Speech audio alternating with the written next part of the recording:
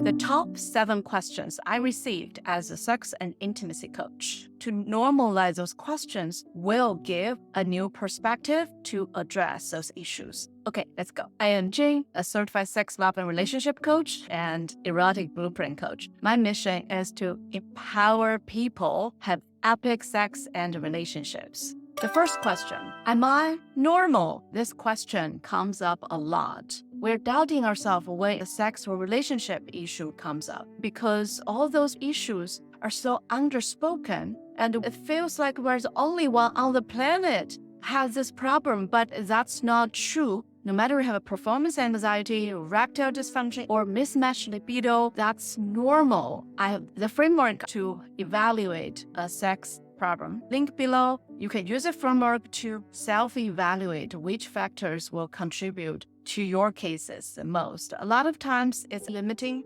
belief, lack of sex education or pleasure education. Second question, am I broken? This often comes from my female clients. Underlying issue is body confidence. Typically, when we only address our body from our mind, we have a lot of should and shouldn't thoughts to evaluate our body instead of connecting with our body from our somatic level, like how we feel about our skin, how are we breathing, how do we move.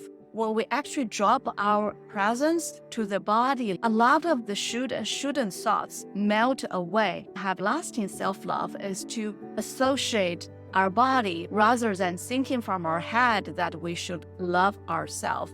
So get to know your body, give yourself plenty of permission and time to build physical intimacy with yourself. Learn how to touch yourself, not just to have an orgasm, but to have pleasure with your body. I also have a link down below how to build emotional intimacy with ourselves. The third question is from men. Is my penis too small? According to a 2020 research survey, erect penis size is 5.1 to 5.5 inch long. And most people fall into that range. It's not just about the size. It's a holistic game. Positions, the skills, the emotional intimacy, the intimacy outside of sex, how you touch, how you cuddle, all count. In fact, some positions are actually great for average penis size, but it's not good for a large penis. It's very important to know the depths of vagina vary a lot, average from 3 to 7 inches.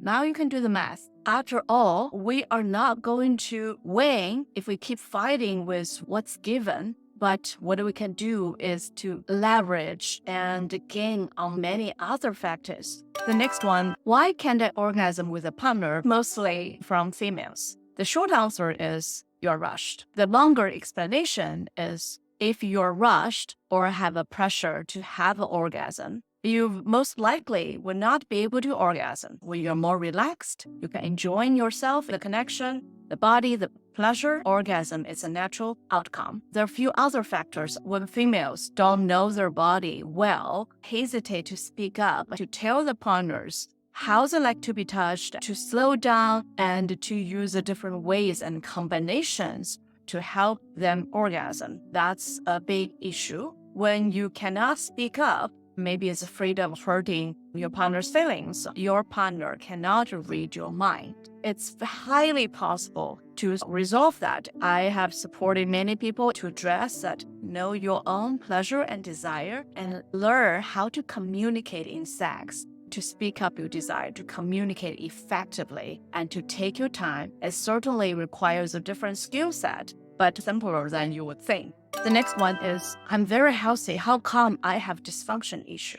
And the context is when people are health conscious and work out regularly, they feel it's out of the blue when they have a sexual dysfunction issues because it's a holistic system. People pay a lot of attention on the physical health, which is great, but still not enough on the mental and emotional part. It's not just stress. Do we have any shame or unprocessed trauma in that category? So if the answer is yes, it's blocking how you're connecting with your sexual performance and sexual function. Just imagine if you have shame about your body's pleasure and arousals, how your body can respond to your request when you want it to work. Our body keeps a score. The next one is from couples. We love each other, but we have mismatched desire. This is quite common among couples who have been together for a while and really love each other, but what turns one person on doesn't do anything to another person. A big reason is we have very limited understanding on pleasure,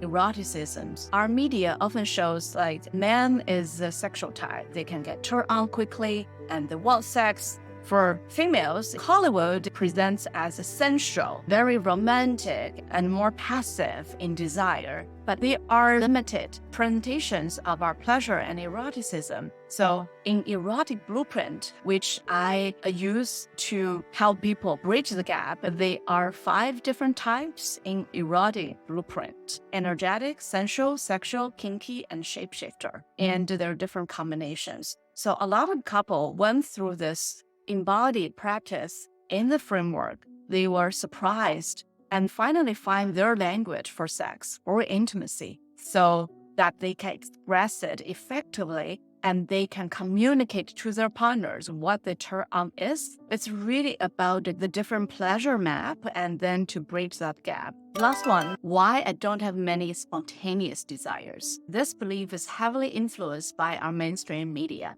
which presents that seems it's only natural for people to have spontaneous desire.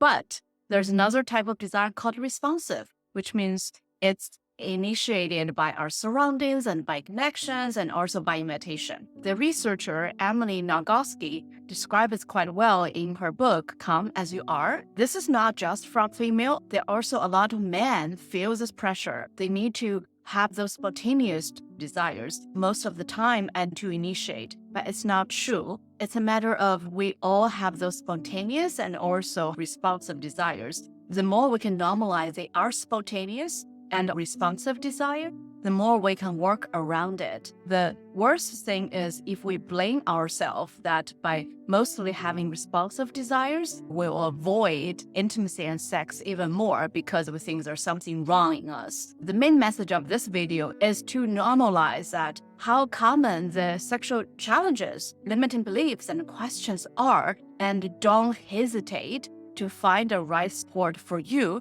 If you enjoyed this, watch out this video, check out the link down below and let me know which point you resonate the most in this video, and I'll see you next time.